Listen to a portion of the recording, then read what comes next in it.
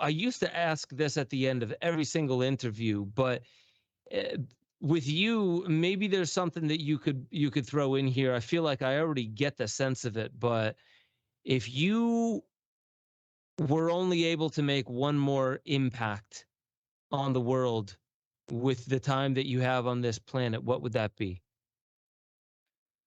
I'm working on it right now.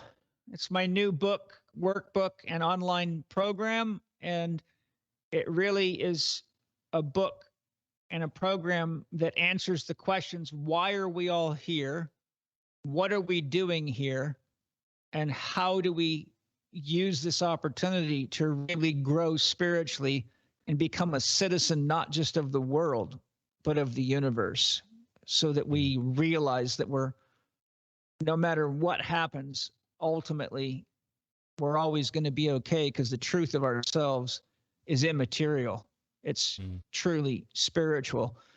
And when you look at the reality that everything in the universe is made of energy and information, and as Jung and Wolfgang Pauli showed, the psyche itself is pure energy at one end and matter at the other end, and we're standing in between as energy and matter. And when you realize neither of those can really be destroyed, because if you destroy matter, you got energy. And when you have energy, you add information and you recreate matter. So ultimately, my teachings are to say, live and love fully, so that when it comes time to die, you can celebrate that too, and enter into the magic and the mystery of hanging out with God and going, what do we want to do next? And knowing that it'll all be okay. And I think, having been a paratrooper and done a lot of wild, crazy shit in my life, I've walked the edge of death many, many times, and it's only made me grow. And I've lived fully enough that when I die, I'm very excited to just have another look behind the curtain and get the rest of my questions answered. And, Jung said, no man is fully alive until he has the power to destroy himself. Well, here we all are with far more. We got enough nuclear weapons to destroy the earth completely 179 times over. We got all sorts of weirdos out there doing weird shit, holding up the negative polarity to give us a chance to act on our agency and become more in love with each other and more conscious of each other's needs. So with the state of the world right now, we should be dancing in the streets fully alive, instead of burying our heads in the sand going, oh my God, the world's coming to an end, blah, blah, blah. We've got time to do something about it. But the longer we wait, the trickier it gets. Right now we might have hand shackles on, but pretty soon the ankle shackles will come. Then the head shackles will come. Then everyone's going to say, oh, how'd this happen? I'm like, well, you're too busy watching television to join the party. So I think now's our chance to celebrate and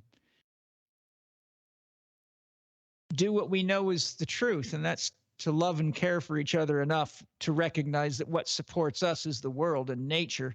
And whatever we do has to be dream affirmative for all of us, including the great chain of being. Or we just go back to the drawing board and see if we can go fuck up another planet somewhere.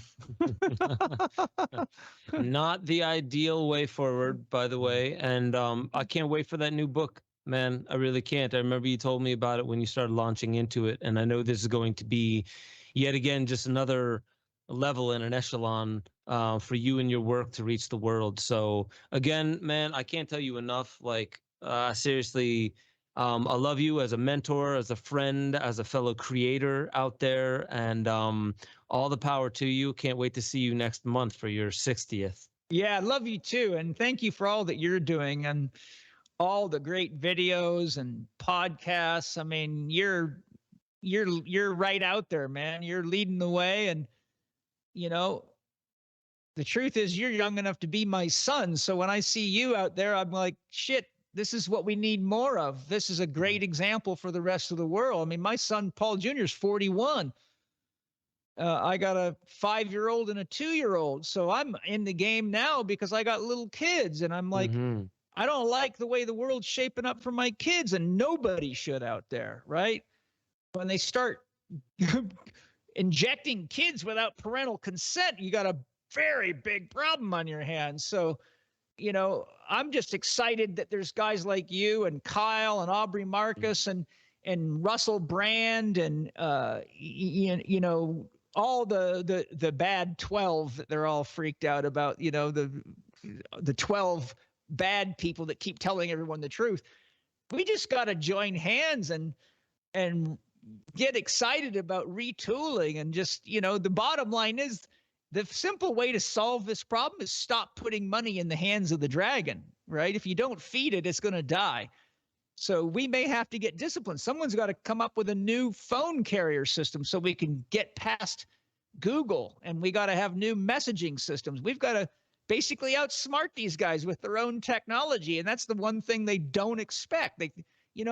I listened to a podcast with a high-level investigator quoting Bill Gates and others referring to us as rats, as vermin.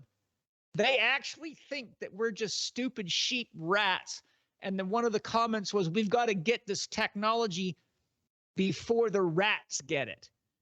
And so, when I see that kind of behavior, I'm like, okay, let's get the rats into a party. And you know what in the ocean, little fish swim in a school, so they look like a big fish and they scare the big fish away.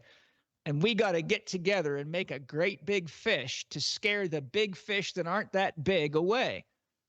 And until we do that, then the big fish keep eating the little fish. So I say, let's dance, sing, and do some tantra and smoke some bags and get some shit done. It's funny because everything you just mentioned is what I'm going to do right as soon as we're done with this podcast. So, oh, good.